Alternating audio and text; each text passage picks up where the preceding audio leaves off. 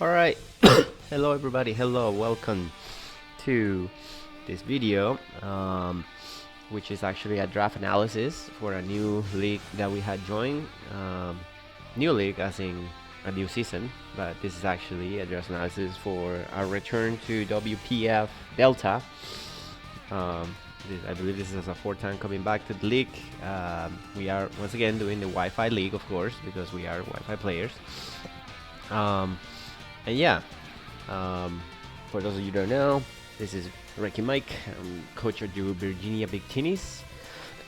And yeah, we're very much here ready to go over the stuff that we drafted, why we drafted, and just give you an overall look of what I think about the team. Anyways, just really quick, the rules, I guess, for this league, which I should say is on Pokemon Champions, obviously. Um, so it's gonna be VGC. We're not doing none of that 3v3 nonsense. So it's gonna be VGC doubles with the current what is it, M1, M2 metagame. So the very beginning, and this gonna be a VGC league. As far as the rules itself, we have 110 points to draft between 9 to 11 Pokemon. Nothing's really banned, which is great, kinda.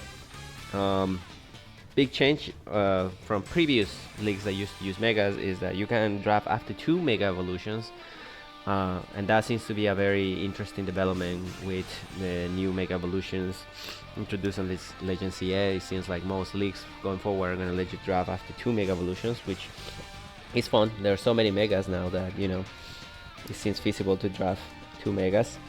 Outside of that, there's really not much else. This is BGC format, so the matches are gonna be, best of 3. And there's really no limitations for that, right? Like most like Lack Respect are usually banned, or Shed Tail, that stuff is not banned because BGC is not banned. I don't know about Sleep Close. I don't think that applies either here, which will be great. Unfortunately, if we get a sleep, but stuff like Among Us and Brilliant and all that stuff is not on Champions yet, at least, so that shouldn't be a big deal. Anyways, like I said, we have 110 points to draw between 9 to 11 Pokemon, so I guess let me go ahead and show you what is it that we're going to be drafting. There are 2 conferences, and we are of course on one of them, and we got actually the wheel pick. We didn't get the first pick or any of the early picks, but we get the wheel pick, which is interesting. It's the second league in a row where I get the wheel pick. Anyways, I do think that the best picks on the entire board are wheel pick and the first pick, because they allow for you to draft more synergetically, since you can draft after 2 Pokemon at a time, and hopefully we can take advantage of that. Anyways, with that being said, let me go ahead and show you what is it that we are bringing for this league.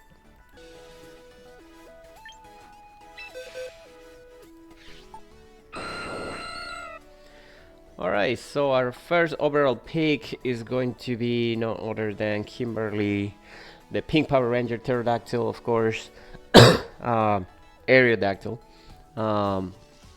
which is, I'm sure it will be, it seems like an unconventional first pick, right? But realistically, everything that I wanted for my first pick was already taken anyway by the time. I almost got Charizard Y, which is my favorite Pokemon, but it didn't get to me, fortunately.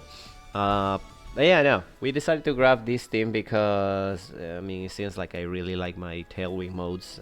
In the other league that we are playing, I drafted Whimsicott as my first pick. So, like I say, it seems like we really like this freaking Pokemon. Anyways, this Pokemon is not great. However, on this particular meta, is just surprisingly good. It has surprisingly amount of good factors. Of course, Rock Slide, Stab Rock Slide is always good, right? We just spam Rock Slide on BGCs. Y-Guard, access to Y-Guard is actually a premium so right now, because not a whole lot of things get it, which is great. Of course, like I said, this is the faster tail winner of the game outside of priority, so that's always nice. And it gives access to a somewhat reliable flying staff and dual wind beat, because it does break Sausage. So yeah, and it's not a great Pokemon, but it does have a great combination of factors that could make it great. That could make that really makes it a very defining Pokemon on this meta. And one of them, of course, being the ability Unnerve, which shuts down all berries while it's in the field. And unfortunately, or fortunately for us, I guess, on this meta game where very limited items are very limited, berries end up being one of the best, most used things. So all those citrus berries, all those coba berries, all those charty berries, they're gonna be getting shut down. So how I have the wheel pick, I probably wouldn't have picked this as my first overall pick. But that being said, um, because I got the opportunity to pick two teams at the same time, I think that this will be a relatively respectable first pick. So yeah, that's gonna be it. Aerodactyl is gonna be our pick number 1. Now moving on for our second pick, we're gonna go ahead and grab Gaia, Mother Nature herself, the Tree Master, Mega Kangaskhan, of course, because it is the original GOAT of VGC, right? It was absolutely broken when it was introduced in Gen 6. Unfortunately for us, it's being nerfed. The ability Parental Bond has been nerfed to only do 25% on the second hit rather than 50. And also we don't have access to that nice move over there that you see there, the Power Up Punch. We can't use it, unfortunately. But it is what it is. We still have access to, extremely strong Fake Out. We do have access to good stuff, not great stuff, good stuff in Body Slam and Double Edge.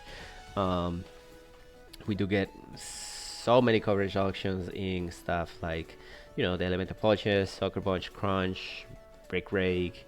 There's just a lot to go with this. It does get the ability Scrappy before Mega Evolving, which prevents us from getting intimidated from turn 1, which is always, helpful. We always appreciate that. But outside of that, this is and it's a relatively fast and bulky Pokemon. So I think that with the right support, especially with Tailwind support provided by the Mega Aerodactyl, this Pokemon can put in a lot of work. Also, it does get the stuff that threatens it, like fighting types. Regular Aerodactyl should be able to handle relatively okay. So yeah, that's gonna be our second pick.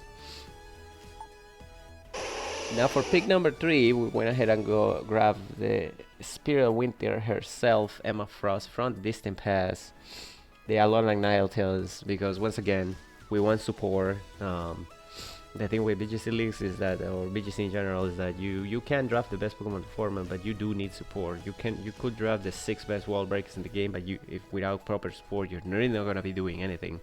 So, and weather is actually pretty good on this meta game. It's really hard to stop. So this gives us access to weather, which is fantastic. We do get access to Aurora Veil, of course, which is good news for my bulky stuff like Kangaskhan. And then support options like spamming for Blizzard. We do get, I believe, Encore and Disable with this thing, which is fun stuff. We do get access to Strong Fairy stuff with Moonblast and Dazzling Game, which is stuff, and then we can even get some speed control and freeze dry. So overall, pretty happy with this one, and hopefully it's gonna be putting a lot of work. Now for my 4th pick, I decided to grab something that can offer both offense and support, and that's gonna be Volcarona Apocalypse, the Wild Ones Rested, coming straight out from Generation 5. Fun fact, this Volcarona is actually the first Pokemon that I ever competitively RNG back in Generation 5, so it's been a long route to get all the way down here. But I'm very excited to use it. I don't think this Pokemon is particularly good on singles draft, but on doubles I think it's it has much higher ceiling. Anyways, Flame Body is a fantastic ability, especially when you are able to redirect physical attacks with Rage Powder, which is, again, redirection is a little bit of a premium on this meta game. There's not a whole lot of good redirectors. You do get access to stronger stuff like Hit Wave for spread damage, Overhit, or Fury Dance even, and then you get coverage in Giga Drain. But this Pokemon can not only, I guess, provide support, it can also set up and be a very scary threat to my opponent's team. And once again, anything that can set up with support from Alolan Ninetales is going to be scary. Anything that can hit hard from the get-go with support from the Tailwind it's gonna be scary. So yeah, pretty happy with our number 4 pick.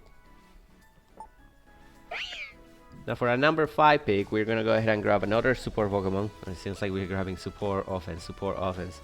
But this little guy, I really like him. Meowstic Male, Cosmo the Rank Master. Like I said, I just needed another support Mon, and I wanted to grab some more fake outs. So this guy does fit the bill pretty nicely. This gives us access to priority in Prankster, so we do get more screams if we like them. We do get imprisoned for shutting down annoying things. We do get stuff like gravity if we want to really start messing with that, since there is no sleep close.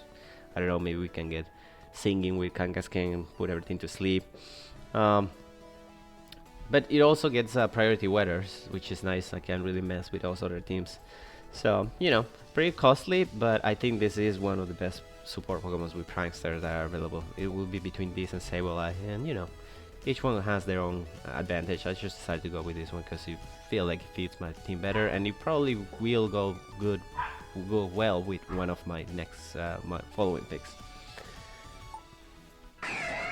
But for pick number 6, I need a steel type, and they were very quickly getting swiped off the board. So we're gonna go ahead and grab Mr. Empoleon Poseidon the Royal. It's a pretty nice shiny. I do have, you know, a very scary physical attacker in Kangaskhan and, you know, potentially Aerodactyl. So competitive access to competitive is good as a deterrent. Like I said, the steel typing is very good on this thing, very helpful for my team. Unfortunately, the one bad thing about this Pokemon is that it doesn't get access to Muddy Water, and Surf hits everybody, including your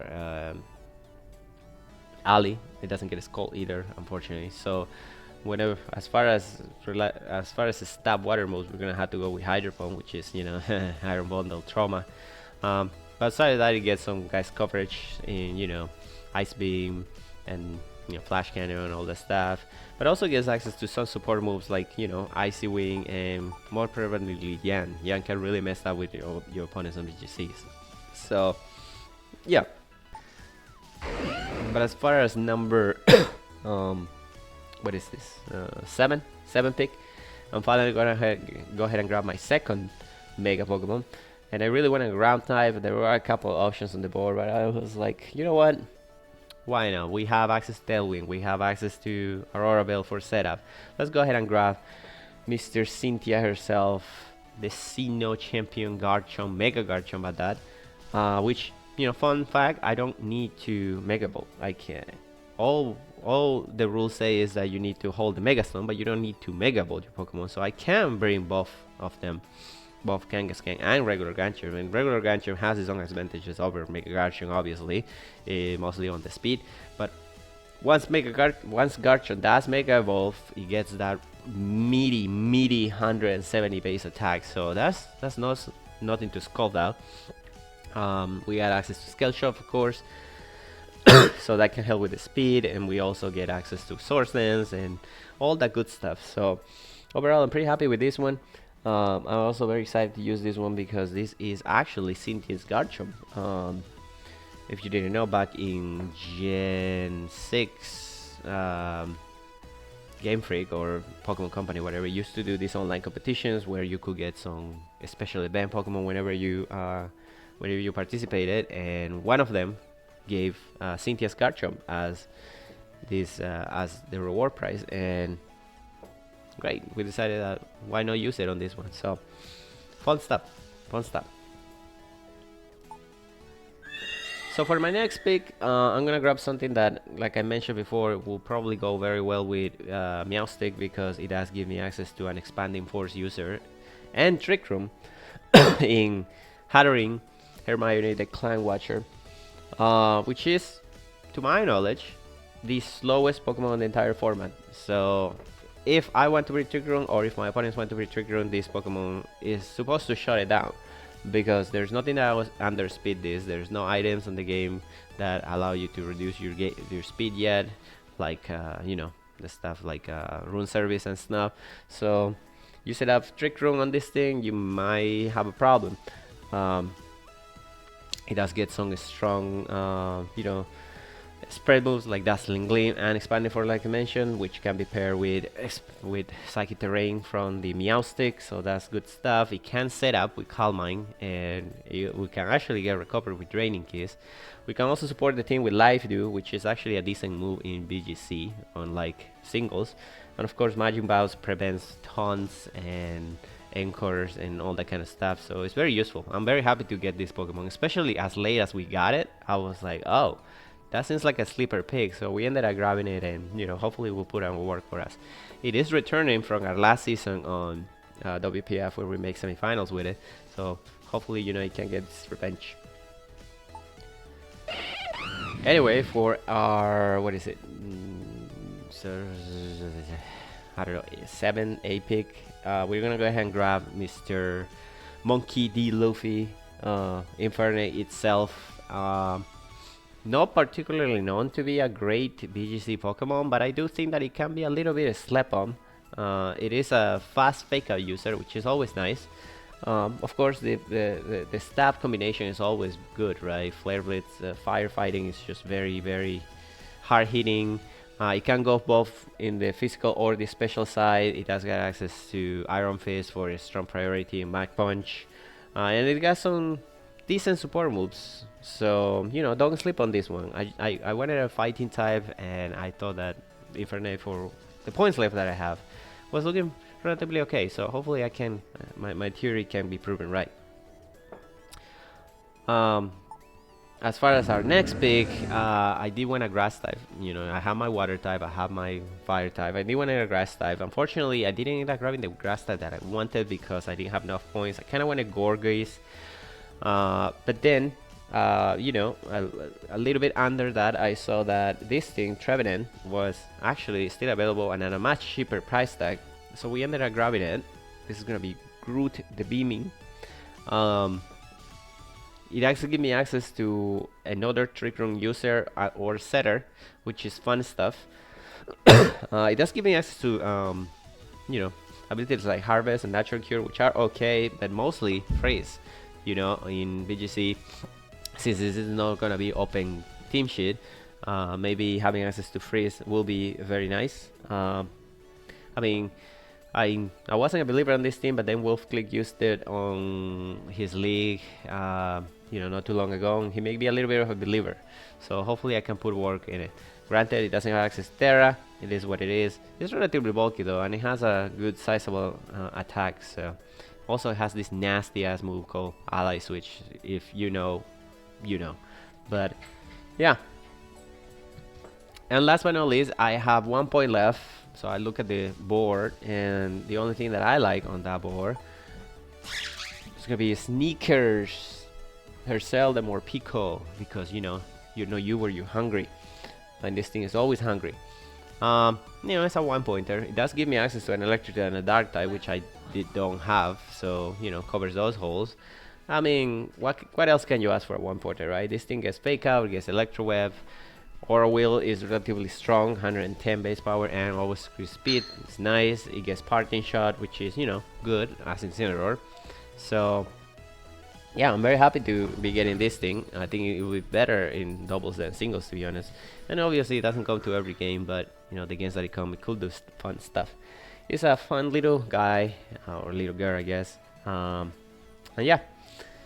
Anyways, that's gonna be the team. Hopefully we can put on a good performance. I don't do a lot of BGC leagues. I don't think a lot of people that are on this season do BGC leagues, but it might be a learning opportunity for everybody. But we will see. In any case, thank you for watching. We'll see you on week 1 next week. Videos are gonna be coming on Sundays. So yeah, we'll see you next week for week 1. Bye now.